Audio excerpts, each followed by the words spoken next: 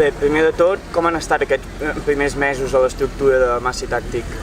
Doncs la veritat que molt bé, és un equip nou, ens hem hagut d'anar adaptant una mica al que serien les competicions perquè no havíem corregut mai juntes, però de moment està sent una temporada bastant bona, no hem aconseguit encara grans resultats, però estem en el camí i crec que tard o d'hora vindran.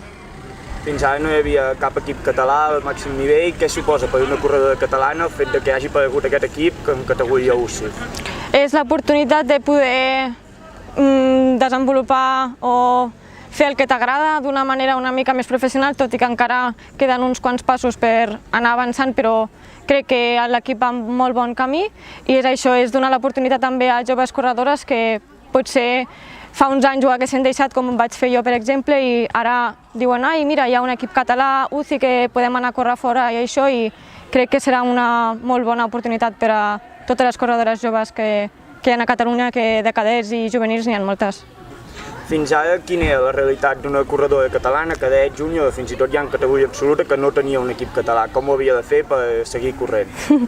Havia d'anar a buscar un equip fora de Catalunya que t'ajudés al màxim possible amb els desplaçaments i amb el tema de material, i una mica era això, era anar-te'n fora de Catalunya per poder córrer a nivell nacional, que no hi havia aquesta oportunitat.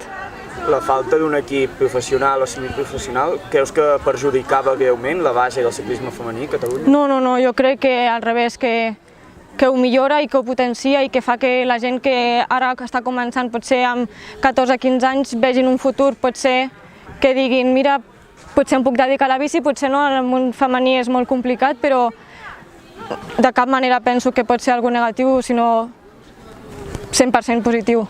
Bueno, a més, en el sentit contrari, de si que fins ara no hi hagués equip, fins ara estava perjudicat.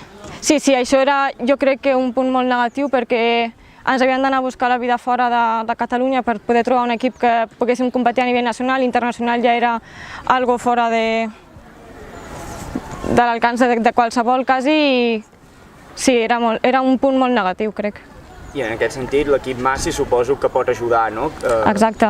Sí, ajuda a que la gent no s'hagi d'anar fora, a poder formar corredores catalanes, que com he dit n'hi ha moltes de categories inferiors, i crec que això ajuda 100%. En categoria inferiors bases, creus que hi ha el suficient nivell o suficient quantitat de gent per nodrir un equip de primer nivell? Sí, si no m'equivoco, crec que la primera cursa de Copa Espanya va guanyar una cadet que era catalana, o sigui que crec que hi ha molt de nivell i a poc estan sortint joves valors que aniran fent possiblement el ciclisme femení català, el portaran ben alt. Consideres, per tant, que ha anat millorant en els últims anys, que cada vegada hi ha més nivell? Ui, sí, això t'asseguro 100%, perquè jo corria fa 7 anys i jo anava a una Copa Catalana i érem 4 noies, i ara anem a una Copa Catalana i som 30, més noies que nois. És algo que jo mai hagués pensat, i quan he tornat una altra vegada, la veritat que estic com en un món paral·lel de dir, hòstia, quantes noies hi ha, surts a la carretera a entrenar i et trobes amb moltes noies, i sí, està creixent molt el ciclisme femení. Quines creus que han sigut les claus d'aquest creixement? Les claus, pot ser que, no sé, la gent està veient més que l'esport ajuda a tot, a un nivell quotidià, i a nivell d'estudis també ajuda a fer esport, i crec que la gent ara s'està donant més compte d'això, i probablement per això i perquè el ciclisme és un esport que cada vegada està en més auge i fa que la gent ho practiqui més.